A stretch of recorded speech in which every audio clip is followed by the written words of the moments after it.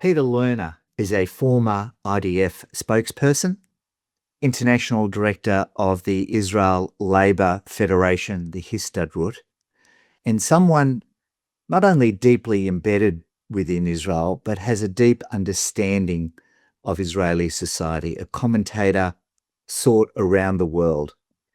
We're very lucky to have Peter on our program. We've interviewed him before.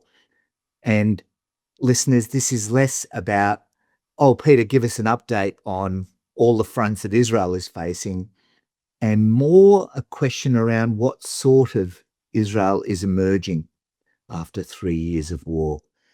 And there is so much happening in answering those questions. We're privileged to have Peter Lerner. Welcome to Behind the Headlines. Thank you, Adam. It's great to be here.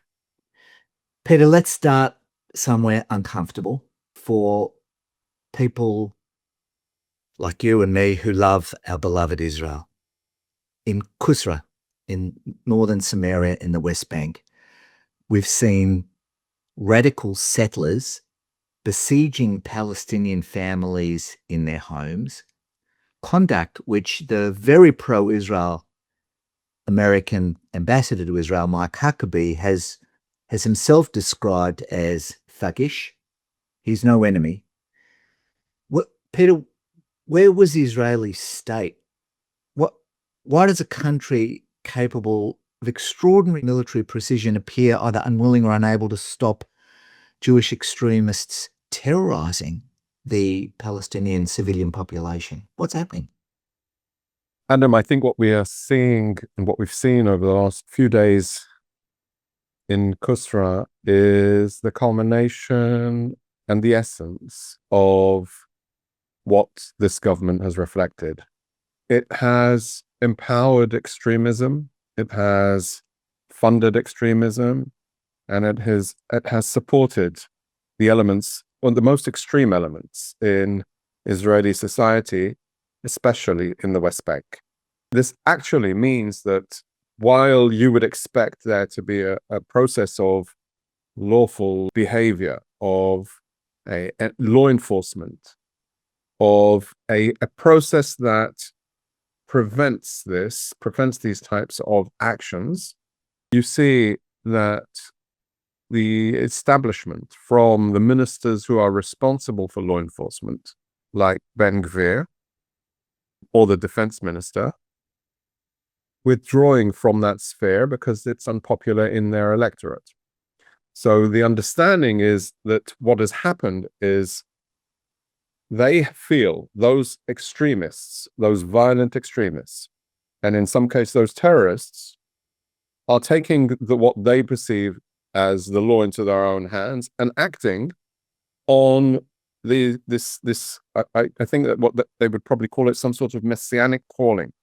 Of course, it's unacceptable. Of course, it needs to be stopped. And Huckabee is right. It's not only thugs. It is empowered, entitled sense of a community within the fringe of the extremism.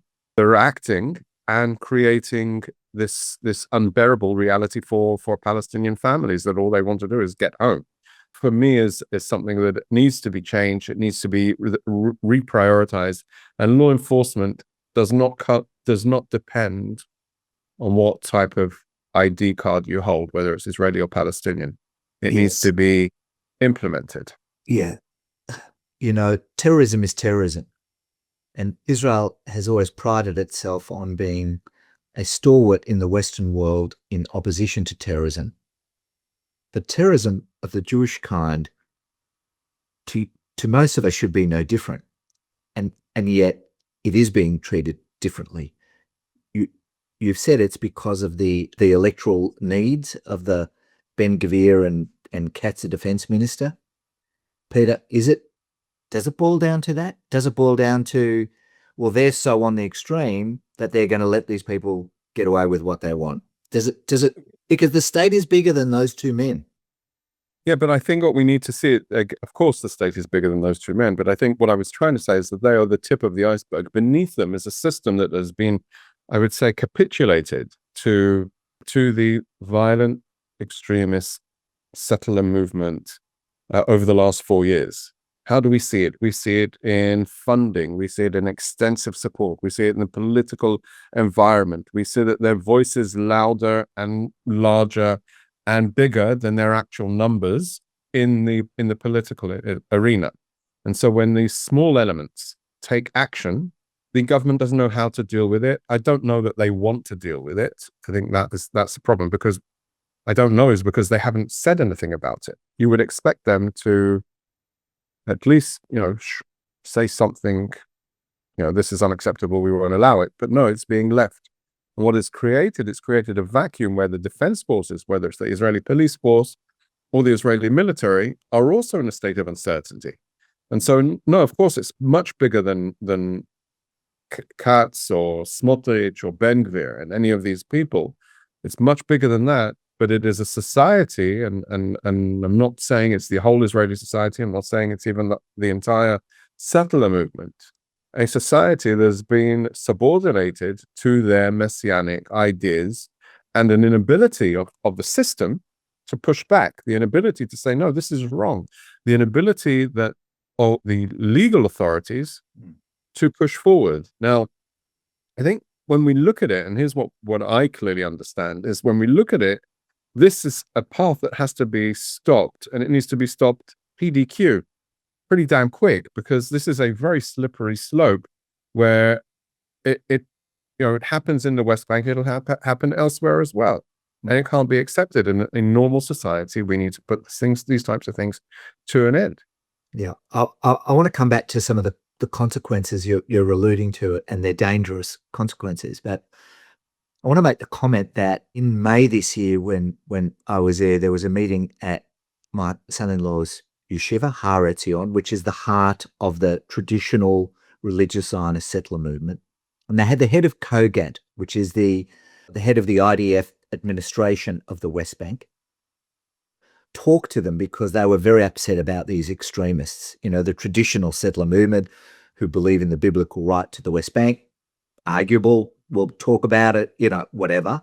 But they are completely opposed to the violence of these groups.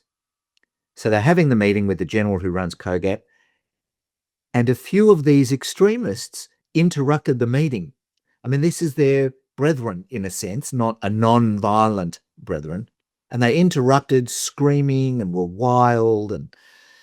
And my son-in-law said to me, the most surprising thing is they were so young. So for the purposes of our audience who don't know the detail, how many people are we talking about? What age group are we talking about? And where are they? Who are they, Peter? Who are these? I'm not talking about settlers. I'm talking about extremists, this wild wing. Who are they? So, it's very hard to characterize in broad strokes, but I'll try it nevertheless. Over the years, what we've seen is communities that have been established around what they would call hilltop youth. Now, that might sound nice. It might sound like, people that want to just get away from the busy towns. But in effect, we've seen people that are extremely ideologic, extremely involved, and in some cases, identified as extremely racist. And what that creates is an environment of a sort of environment that creates an empowered supremacy view of the world, that the Oslo Accords was the biggest disaster onto the Jewish people. Yeah. Because the Israeli leaders at that time passed land off to the Palestinian Authority. And as a result, we need to make sure that can never happen again. And so they're empowered, and the numbers vary, but I would say they're in the high hundreds, low thousands. And so I would say it depends where you are. But again, I think when you look at the actions that the government has done to make sure that these farms, which are not really farms, they're outposts, which have been funded and supported. I think the last number that I heard is over 60 in the last 4 years. And that just goes to show you that if you are putting people like this on your front lines, then there is going to be a lot of friction. because they feel that that is their calling, whether it's from God, or because they feel that this is something we need to make sure that another second type of Oslo agreement can never happen again. So the characteristics are, and we saw these characteristics formulate in probably around 15 years ago now, as a movement against the Oslo Agreement, deep extreme religious, as I said, racism in a certain extent, to a certain extent, against Muslims, against Palestinians, and therefore when we view the situation, it needs to be viewed through the scope of hate crime, it needs to be through the scope through organized crime, and it needs to be through the scope of terrorism. So we're talking hundreds of people and who've been just given, well, free range by the political leadership of the state, and underneath, I'm just trying to get my head around this, are just not able, I mean, the IDF is not even able to take control of this. And that surprises me, because I would have thought, the IDF, the Israel army, being what it is, knows how to take care of extremists, terrorists, quite efficiently. Why are they hamstrung on this too, Peter? So, my experience over the years in the military and also serving in the West Bank was one where the military didn't play around in these types of things. They didn't necessarily embrace these types of operations, but they would do it, and they would conduct hilltop removal, destruction and demolishing of illegal outposts. The political atmosphere at that time, this is said, even when it was a right-wing government, conservative government in Israel, then you would see that this is law and order, the law needs to be enforced. The government, the defense ministers respectively, would approve these actions, and then the military, together with the police force, would rally around it and conduct it like any other operation. What we've seen here is, because the political atmosphere is so against those types of actions, and because if you do something, then you don't see the military echelon or the Israeli police force being proactive in order to engage and deter and arrest and detain what would be expected of them. What we've seen is on a withdrawal of the leadership of the military, and that filters down. So if you see Chief of Central Command, Major General Avi Blud, who I've known for many years and I respect as a military professional, he's tiptoeing around these type of subjects. He won't speak publicly about them. And for the same type of experience that you pointed out, if he does speak in some sort of audience, then he will be shouted down, bullied effectively off of the stage. And that just filters down. It's the spillover effect that we have from the top levels of the command all the way down to the soldier at the end of the chain. So what you would see is the general not speaking about it. Then you'd have the brigadier general, the division commander, not speaking about it, or not pushing forward, or not over enthusiastic to fulfill his mission. The brigade commander, the battalion commander, the platoon commander, and so on. And so you will see these soldiers, where in many cases their role is to defend the settler community I would say it's twofold. Their roles in the West Bank is to defend the settlers from terrorism, and to maintain law and order with regard to Palestinians in Area C, and in some cases defense issues in Area B. No, they're withdrawing from that space. They are just, they will perhaps go along, and only when they are given an explicit instruction, no, you need to get this under control. So they send a whole battalion, that's hundreds of soldiers, to protect the houses in Kusra. So it's a really dire situation we are in today. It's unprecedented, like so many things in the last 4 years that have been unprecedented. This is another precedent that needs to be stopped in its tracks. Yeah.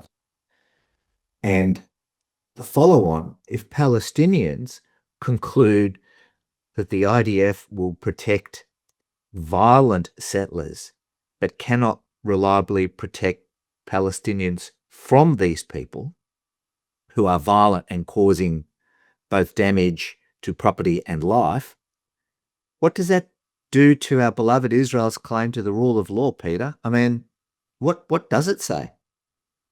Well, Israel is definitely in a transitional period, and the elections that we in October 27th this year will determine which way Israel is going to take. I think that the expectation, and I expect that the military uphold its rules, regulations, ethics with regard to protection of the civilian communities, Palestinian civilian communities in the West Bank. I would say that it's a tragedy that has been empowered by the government, and unfortunately the Palestinians in the West Bank, and I have been, if you look at it compared to previous conflicts, have been watching the war on all of the fronts, and basically have been very, I would say, docile, very not involved. And in some cases, in the past, the defense establishment's assessment was, if something serious happens in Gaza, then the West Bank will and be engulfed in flames of its own violence, or wars with Hezbollah or Iran and so on. But we haven't seen an uprising. We haven't seen that energy in the Palestinian society. We've seen an increase in counter-terrorist activities and policing activities in the Palestinian community against Palestinians from the Israeli military and Israeli police force. And we've seen these vigilantes have free run. So I would say it needs to change. That is what needs to change. Who can change it? Definitely not this government. There is no will or interest for them to change it. I think probably some of them, when all is said and done, will be proud of the situation, which is shameful in my view. Yeah. And when you talk about leadership, I think leadership in the Palestinian Authority, it's a kleptocratic regime. And in Gaza, you have the Hamas regime asserting, I mean, it's just disastrous, the leadership in the triangle that is managing all of this. The other question, just staying on this for a second, is, does this unchecked violence, settler violence, and I'm very particular about that, does it simultaneously weaken the Palestinian moderates Israel says it wants strengthened in order to do business properly and resolve conflictual issues, and hand Hamas probably its best recruiting argument in the West Bank? Does it do that, or does it not do that? I've not seen anything that indicates that. I can't say that there's something that is prominent in that, but you'll definitely see a lot more dissent. A poll from the last week within Palestinian society, there is declining belief in a negotiated agreement between Israel and Palestine. So I would say, yeah, there is a very strong issue that needs addressing for any hope in the future. Palestinian leadership, Israeli societies and Palestinian societies, we need a new path. And this old path is just encouraging more violence, encouraging more hate and distrust. And when we look forward to can that change, I think that is the question, and what type of energy we need for it to change, and who needs to be held accountable for the failures of where we are today. Yeah. Well, failure and success begins and ends with leadership, and we'll come to the election as soon as possible. Let's go round the room, for want of a better word, and I want to talk about not where things are at, but what the implications of 3 years at Gaza, Lebanon, Syria. I'd like to tour that with you, and I know you're across all that. Let's start with Gaza, right? We're nearly 3 years after October 7. Hamas clearly has been devastated militarily, but has not disappeared. Okay? Israel strikes continuing, despite some sort of ceasefire framework and whatever. They're still going on, and there's arguing over disarmament and withdrawal, and those things aren't resolved just yet. What, from Israel's perspective, what exactly is Israel's achievable end state now? Bibi used the word winning early. What does winning mean in Gaza in August 2026 now?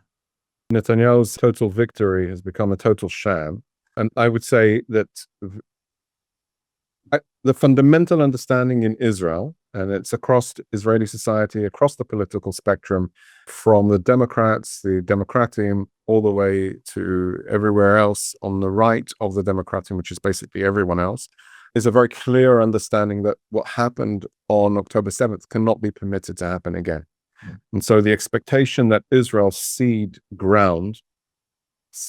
a defensive buffer zone, in order to, and by doing so, permitting Hamas to return to the border fence opposite the communities like Nahal Oz and Sufa and Kerem Shalom, is unrealistic from an Israeli perspective. And that's why Netanyahu is digging in on we have to see Hamas disarm first before we do anything, which is common sense, I would say, in Israeli society. And at the same time, that common sense is clearly lacking, because it has to be in touch with some sort of reality. There has been no room to give a gradual process. So we want to see them completely disarmed, and only then will we redeploy our forces or withdraw them from the Gaza Strip. Anybody that knows anything about Hamas realizes that there's not going to be an immediate disarmament, but there needs to be a process. And I think that is what we've seen Mladenov, the special envoy from director of the Board of Peace, what we've seen him trying to talk some reason into both Netanyahu. We saw it with Jared Kushner's visit this week of, we understand Israel's defensive needs and nobody's against that. And even Mladenov said last week, we don't trust Hamas, but we want verifiable actions that we can confirm that this is a situation, that the security situation is better for Israel. And as we move forward, that's what we need to be seeing. Yeah. Unfortunately, in the political situation we are in Israel today, no Israeli politician can cede that ground without it being manipulated by anybody who he's contending with. So Netanyahu won't do it in order not to empower Gadi Eisenkot or Naftali Bennett. And he can't do it because he's being held hostage by the likes of Smotrich, Ben Gvir, and so on, politically from his right. And so when you look at the situation, there's very little hope that anything can happen before 27th of October on the defense aspect with regard to Gaza, because there is very little vision except for deterministic total victory terminology, which doesn't relate to people, organizations, existence, and the reality. Now, I'm not suggesting in any way that Israel should withdraw until it has verifiable action, verifiable reality on the ground. No, that on the contrary, I believe that we need to make sure that Hamas never has the power again to conduct an October 7th like attack or anything beneath that, because I just don't think that they do not deserve to rule that territory just because of how they conducted themselves and how they exploited the Palestinians of Gaza, and how that they have recreated a reality where so much suffering has been brought onto the Palestinian people and obviously onto Israel because of their decision to launch a war against Israel. That was a failed decision, and with failure comes responsibility. And we are determined, I think all of Israel is determined, that will not be the reality again for the communities of the South. Will we see anything move before the elections? I really doubt it. I just don't think there's no political clout behind any of these people, and they don't have the bravery to set a vision which is not a maximalist defense vision. So it's all or nothing, okay, we won't go, we won't leave. And then you have Ben Gvir saying we need to kill 40 people a day in Gaza, targeted strikes and all of this.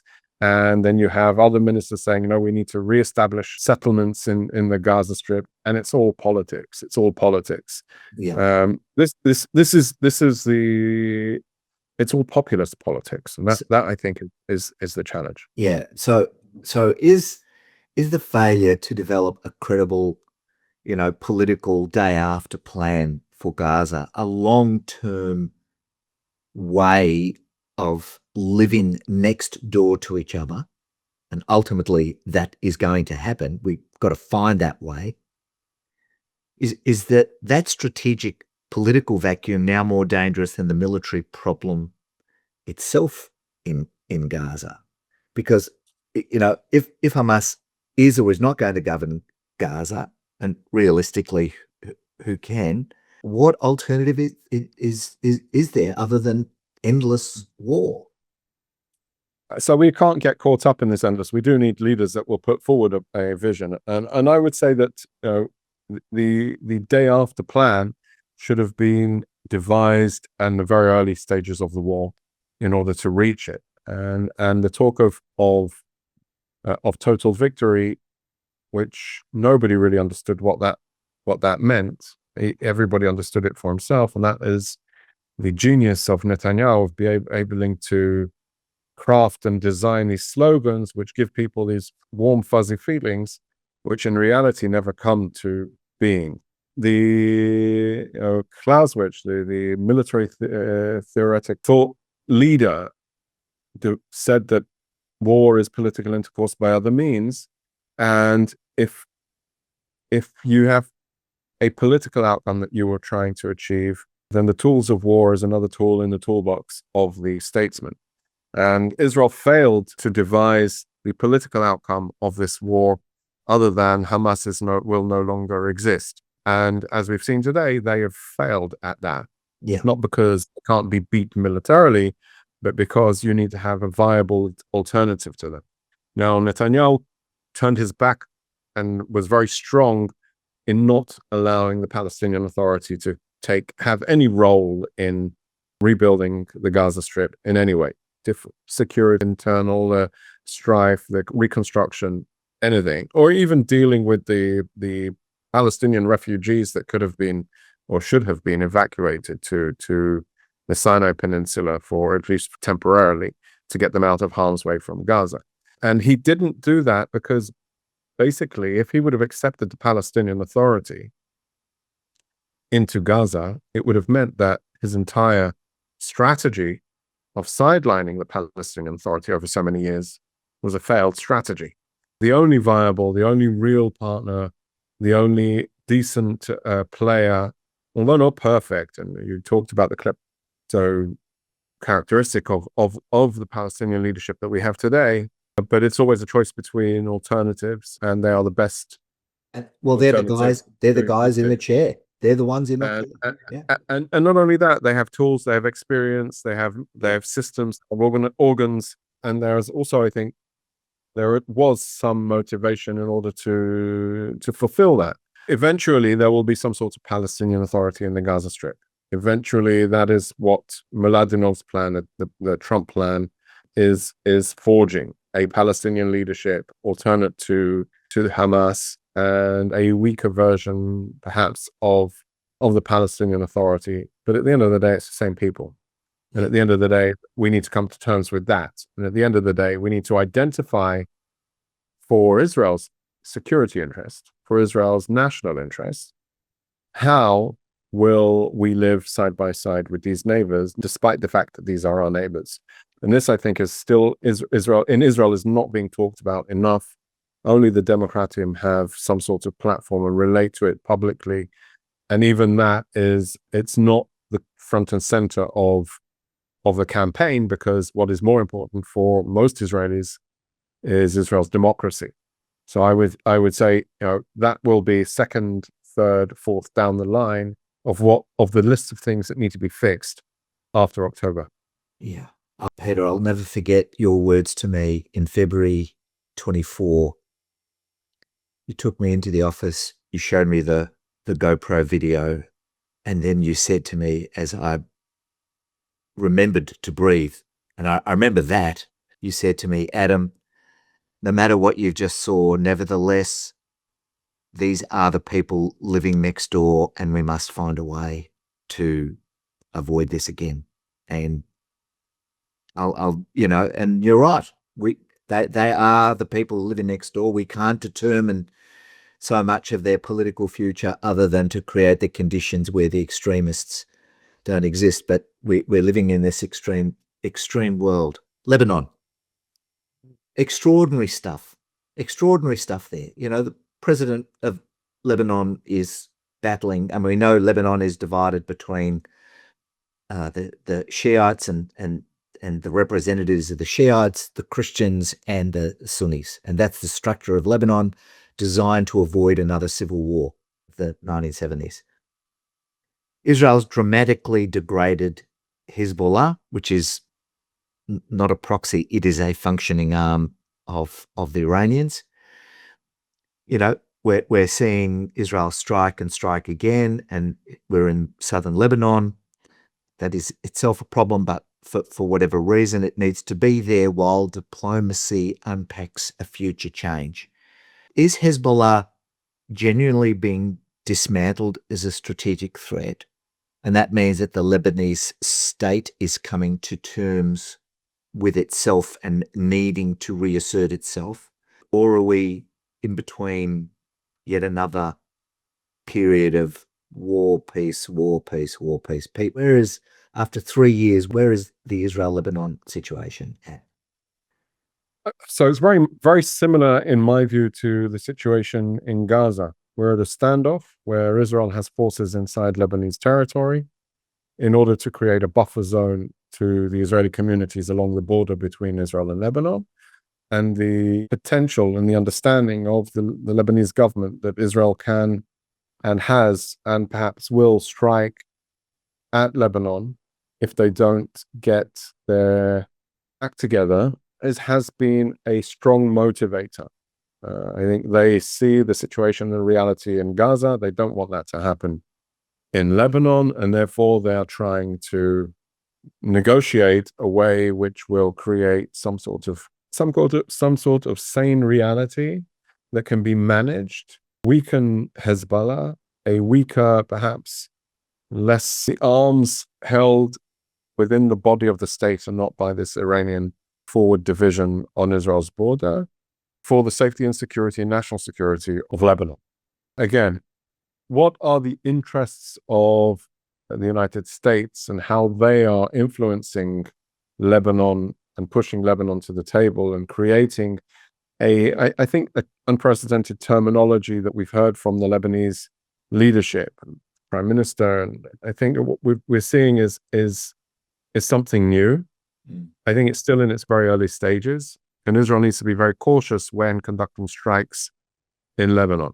Again, the pre-October 7th reality of Israel on its borders waiting for an attack, Israel's entire defense strategy, thought process, doctrine has changed because of October 7th. It won't be wait and see what happens. One of the famous former defense chiefs, Moshe Ya'alon, said when asked about the amounts of rockets that Hezbollah was holding in its, this is when we were talking about them having like 10,000, 20,000 rockets. It was 100,000. It was that. Yeah, but this was said when we thought they had 10, 20,000. It wasn't. It was in low tens thousands. And he said, well, they can rust in their warehouses. So that's like this. Wait, we're not worried that they can accumulate as much of these weapons that they want. They won't use them, or we will have the intelligence. And that type of reality is a reality which is unbearable even to think about in the Israeli state of mind. When we look forward to a situation, Israel will be vigilant, it will be active, it will not be passive with regard to Hezbollah rearming, resetting up, redeploying on Israel's border. Again, and that does mean that unless Lebanon takes control of the border area as Lebanon and not as Hezbollah, it just means that there will be more strikes, there will be more military force used, and a constant sense of belligerence on that border. I received Sarit Zahavi's newsletter and subscribe, and she's been on the program a couple of times and will be coming again soon. Her description of how entrenched Hezbollah how it entrenched itself in southern Lebanon is incredibly scary, what they did. We talk about the tunnels in Gaza. They're in sand and they're easy to make. In my mission in September 23, we went up to the north and we went into one of those tunnels. It's hard rock, it's granite, it's rock. And it was wide and it was deep and it went for hundreds of meters and there were food caches in it. And it was the scariest time I've ever been in Israel. I've been there during the Intifadas, and of course you lived through it, Peter. But as a visitor, it was unbelievable what they were preparing. Yeah, Adam, that is what war industry looks like from a terrorist organization's perspective. They have to conceal their actions, they have to stockpile, and they have to train. And that is exactly what we've seen Hezbollah doing, and on a smaller scale, Hamas. But we saw what the smaller scale could do. On October 7th, and that's why Israel is changed forever, and as a result of October 7th, it just makes sense that something has to change. The reality needs to change. You want to live side by side in peace with Israel, that's good. If you want to be side by side in hostility with Israel, then you're going to get the short end of the stick every single time. Yeah. We might even be seeing some of that in Syria, where Netanyahu was talking about yesterday, a strike in an airport and near the border on Syria, near the border with Turkey, in order to try and prevent an embedding of Turkish capabilities in Syria. I say it might because it's unclear exactly what the goal of the mission was, if it was actually an Israeli mission, although the US, the Turks, and the Syrians have said it was an Israeli mission. Israel has yet to say anything about it, except for, again, Netanyahu signaling with his message that don't, and with these big words. And then we need to always look at through the political prism as well, and what is Netanyahu's actual interest. Yeah. Syria is more dangerous. That Turkey is a member of NATO. All right. And Turkey has just also entered into a pact, a self-defense pact with Saudi and Pakistan. It's very complicated. And Syria's government says it wants de-escalation, right? It says it. Israel struck a northern airfield where apparently the Turks were settling in unmarked planes. You've got the NATO issue, you've got the Middle East, the new transitional pact. From Israel's perspective, right?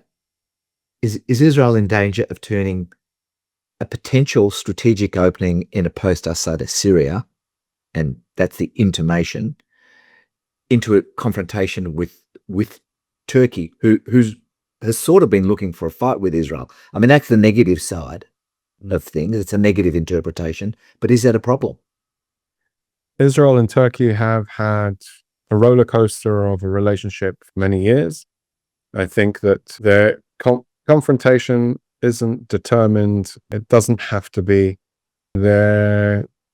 I think that it can change. Again, it goes back to the leadership of this country that does not want to see diplomacy as a tool of bringing people together, but just a tool to elevate oneself. So you don't see that type of vision or engagement or attempt to settle, okay, let's sit down and talk with Turkey. Let's not escalate it, rather than just, apparently bombing an airfield in northern Syria. Yeah. So I think that again, it goes back to where we are in this place of time, and everything we see in the next 60 whatever days. 9 weeks. 9 weeks. Yeah, it has to be seen through the prism of domestic politics, first of all.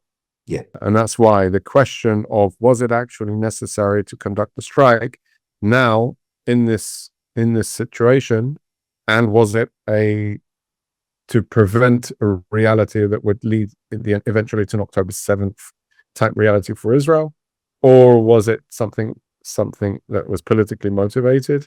And those two aren't necessarily disconnected. And I think this is a situation where Israel is going to have to have to seek out allies in the region and beyond to mitigate some of those challenges that arise. The pact that you talk about, the Mecca Pact with Saudi, Pakistan, and Turkey. Question is it just talk, or is there actual substance to it? I believe that there always needs to be the diplomacy strategy in order to empower our allies, in order to seek out new allies. And that, I think, has been on the back burner for too many years in Israel. And it's definitely since October 7th, it has become secondary at best. Yeah. Yeah. Oh, let's talk about political change and in Iran. We know where the situation is: Hormuz, war, nuclear question, rearmament. Even Americans are supposedly surprised how quick the Iranians are rearming themselves, as though they thought after the very first assault they would just sit there and take it. But anyway, all of that is unresolved. But the question from Israel's perspective for me: has all of this changed the strategic equation? Has Israel changed its strategic equation with Iran? Or has it really demonstrated the limits of what military power can achieve without a political settlement? Following up on your last comment about Syria.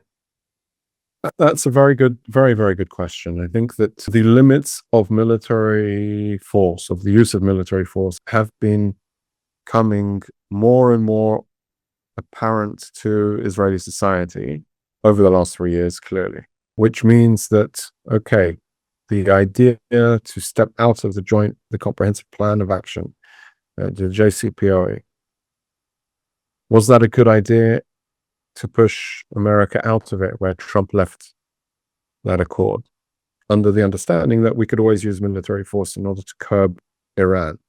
Well, curbing Iran has been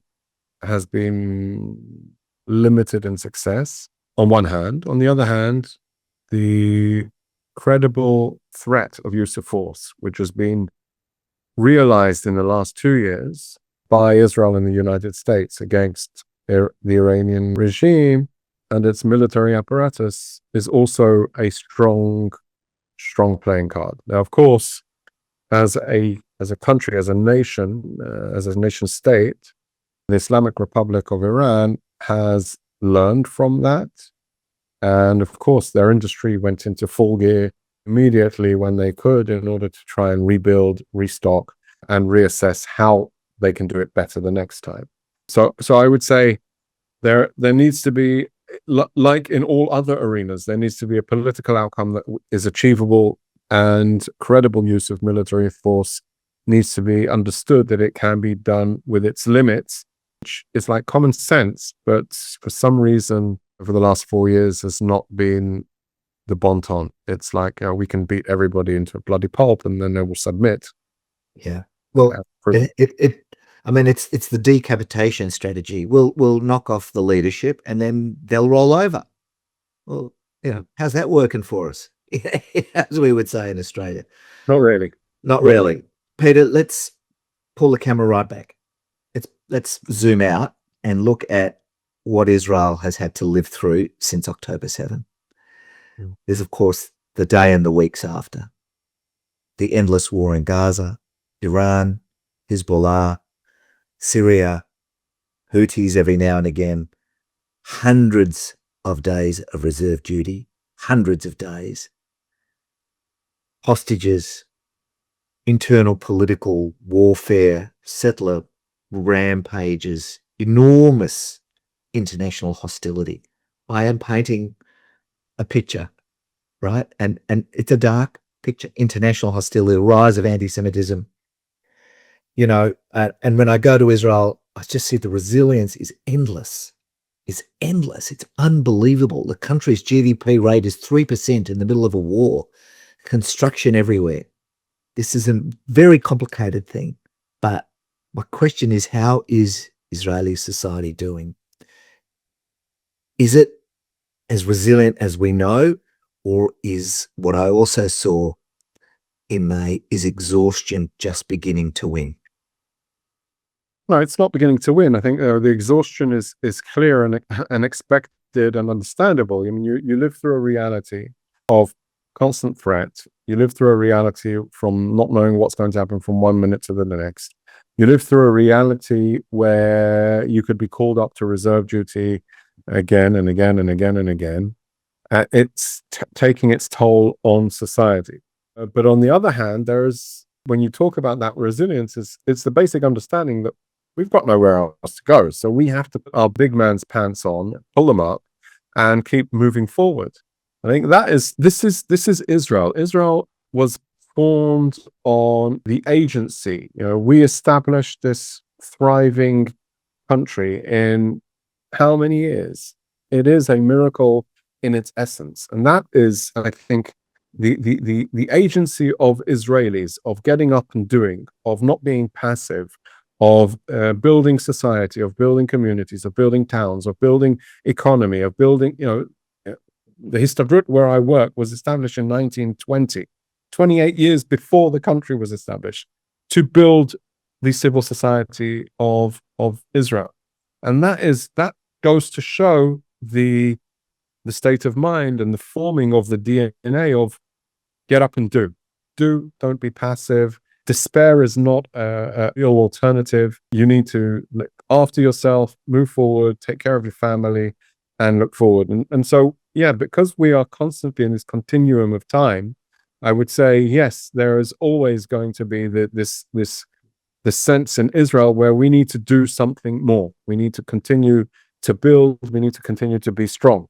The elections are perhaps the most immediate checkpoint or crossroads for that, for doing something more and doing something else. And it will need to address many of those despairs that you pointed out, from the borders, from international, from the Jewish diaspora. All of these things will come together on 27th of October. Yeah.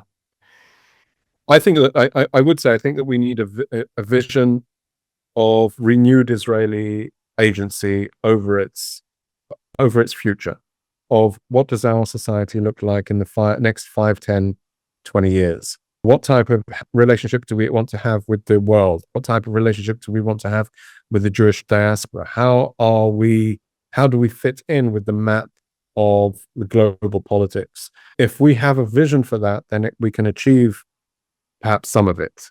If we don't have a vision for it and it's just choose between Bibi and somebody else, then it doesn't really matter. It's just going to be kicking the can down the street. And I would say Netanyahu is the king of kicking the can down the street, of indecision, making huge statements and not actually making any difference. Yes. And this was the reality that brought on, what is giving Hamas suitcases full of money? Is kicking the can down the street. It's not dealing with it, so that he doesn't have to deal with the other issue, which is more important, the Palestinian Authority. And then you empower one and trying to play or thinking that you're playing a very, very clever, smart game of chess, where you're actually playing a dumb game of checkers. Everything he's done in Gaza, everything in the conception, which is what it was called, right? We can do business with Hamas. We can get Qatari money and influence. We can build a fence that keeps them out. We can isolate them from the Palestinian Authority, and on and on and on. Everything has proved false, an incorrect assessment. And yet, he may win, he may not win. How is it possible for a man who will not take responsibility for October 7th, and said he won't, for the decisions that have been made, the declarations that have been said and unfulfilled?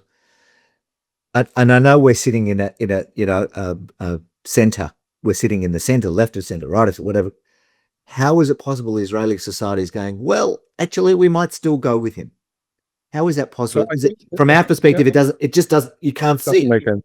It doesn't make any sense. And I agree, it doesn't make any sense to me either. I think, though, that Netanyahu is very, very, he on his political side of the political arena, he's marginalized anybody who could be potential competition in his own party.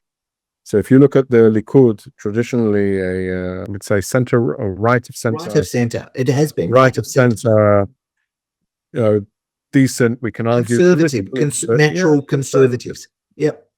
Traditionally that was them, but because of how he's depleted the key players of decency in that party, he has made the party weak internally, but he is the leader of that party, and as the leader of that party, he's solidified his position. And so you ask, how is that possible? He's been very smart politically in order to making himself that emperor king of his audience. On the other hand, if you look at the reality, the political reality, based on almost all of the polls, there is no way he can form a coalition in based on those polls. And you know what Perez said about polls is they're good to smell, not so good to drink, like perfume. So I would say it appears to me that Israel is on that threshold of change. It appears to me that a change, I think Gadi Eisenkot appears to be at this stage of the race, the front runner. And he said last week that he will establish a minority government, which basically means he doesn't even need to cross the 61 threshold in order to form a government. He will have support from outside. Now, who will support Gadi Eisenkot from the outside? Well, which means that they will have a smaller government, and people that are interested in having a change means that what exists currently, where basically the numbers more or less are 60 to the opposition forces, or 50, 53, 55 to the opposition, 10 to the Arab parties, 10, 11 to the Arab parties, and the remaining 46, 48, up to 50 to Netanyahu, which means he, to the right, to Netanyahu and to the right, which means he will not be able to form that government. So if you have a centrist with support from the left, from the Democrats, which will probably have something like 10 or 11 seats, all the way to Gadi Eisenkot, which the last poll from last night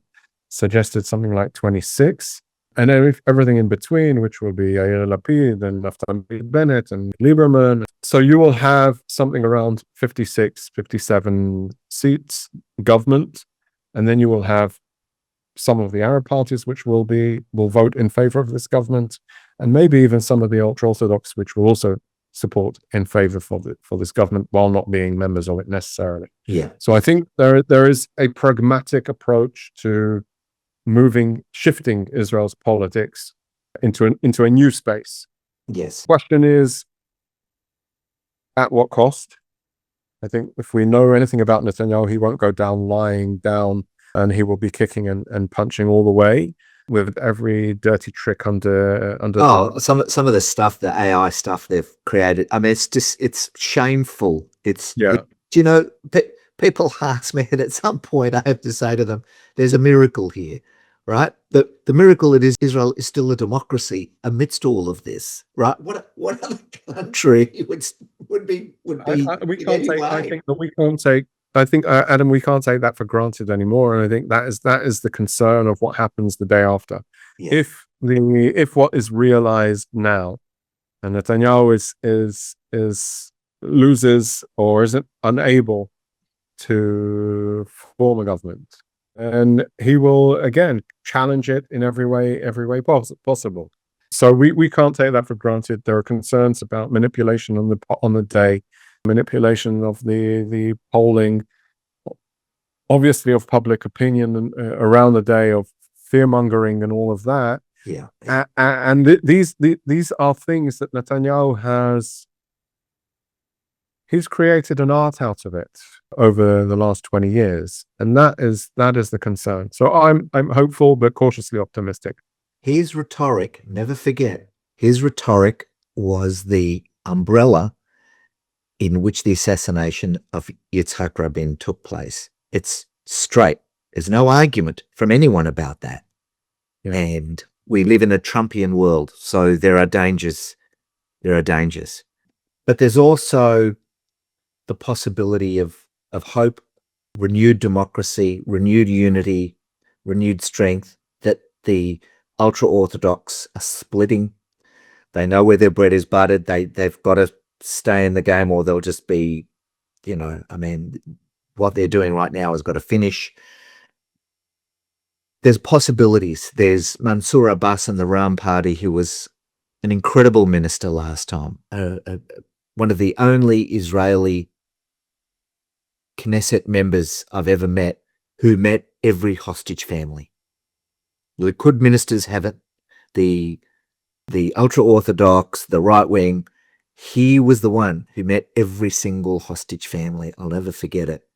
There's real opportunity here. Peter, we've 9 weeks to go.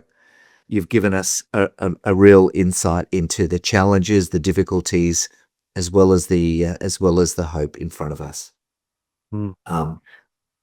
I perhaps would say one more thing. I think the question facing Israel is no longer whether we have the power to change the Middle East, is whether we still believe we have the power to change ourselves.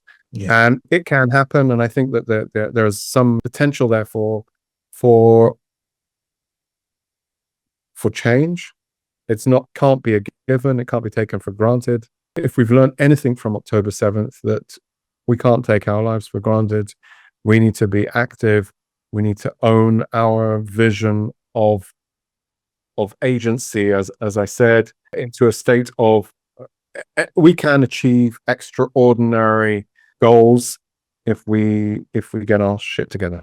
Excuse my French. The core of Zionism is agency. To take control of your future and to take control of that in a way that is a nation that exists well in the world. And that's always been the Zionist dream. And it rests on agency. And Peter, from your lips to God's ear, that change will come and Israel will find new ways forward in these extraordinarily difficult times. No matter the leaders that take over, they will be facing extraordinary difficult problems. And we hope that the eternal miracle of Israel, that it meets those challenges and grows through them, will be present. Please stay safe. May families stay safe during these times, and vote often, as we say. Thank you. Thank you for your time. Look after yourself. Take care. Thank you.